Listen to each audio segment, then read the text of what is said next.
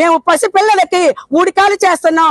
పసిపిల్లల తల్లులకి మేము ఎంతో కష్టపడి మేము జీతం లేని నాడు కూడా మేము శ్రమించి ఆ బిడ్డల కోసం మేము పనిచేస్తే ఈ రోజు మా శ్రమకు తగ్గ ఫలితాన్ని ఇవ్వమంటే అతి దుర్మార్గంగా టెంట్ శిబిరాన్ని ఏ మంత్రివర్గాలు గాని ఏ సీఎంలు గాని ఇంతవరకు ఏ పాలనలో గాని ఇంత దుర్మార్గంగా ఎవరు చెయ్యలేదండి. ఇది చాలా దుర్మార్గం.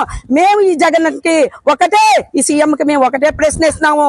మహిళల కోసం ఉద్ధరించడానికని ఎన్నో తప్పుడు వాగ్దానాలు చేసి తప్పుడు బోట కల్పనలు చేసి నువ్వు ఇస్తానన్న వాగ్దానాల్ని నెరవేర్చింది కాక నెరవేర్చకుండా మహిళలని అర్ధరాత్రప్పుడు ఈడ్చుకొని ఒక పశువుల్లాగా ఒక కాలి కింద దీనిలాగా చెప్పుల కింద ఈడ్చుకొని అతి దుర్మార్గంగా తీసుకెళ్లిన నీ వైఖరిని ఈ ప్రభుత్వం కోలక తప్పదు. 42 రోజులుగా మేము అంగన్వాడీ వర్కర్స్ అండ్ హెల్పర్స్ నుంచి సామూహికంగా కూడా శాంతియుతంగా ఎంతో సహనంగా మేము మా న్యాయపరమైన డిమాండ్ల కోసం అని చెప్పేసి మేము పోరాటం మొదలు పెట్టాము. సమ్మెని ఎవరికి ఏ విధమైన ఇబ్బందులు కలగకుండా మేము సమ్మె చేసాము ఇంతవరకును.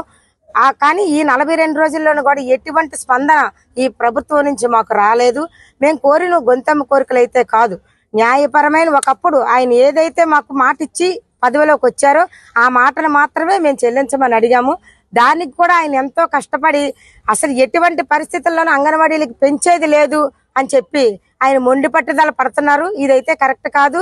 అలాగే నిన్న మేము చలో విజయవాడ పెట్టుకొని మేము ప్రయాణం అయ్యే సమయానికల్లా ఎక్కడ వాళ్ళని అక్కడ ఏదో నేరస్తులు కాదో లేదంటే దేశద్రోహుల కిందో విద్రోహుల కిందో మమ్మల్ని చిత్రీకరించి బస్సుల మీద వెళ్లే వాళ్ళని, ట్రైన్ల మీద వెళ్లే వాళ్ళని, విజయవాడ చేరుకున్న వాళ్ళని రాత్రులు పగలు అనకుండా నిన్న సాయంత్రం నుంచి మొదలు పెట్టిన అరెస్టులు చాలా దారుణంగా తెల్లవారుజాము వరకు కొనసాగడం అనేది రాష్ట్ర ప్రభుత్వం తాలూకా నికృష్ట చర్యకు ఇది ఒక ఉదాహరణగా మేము భావిస్తున్నాము.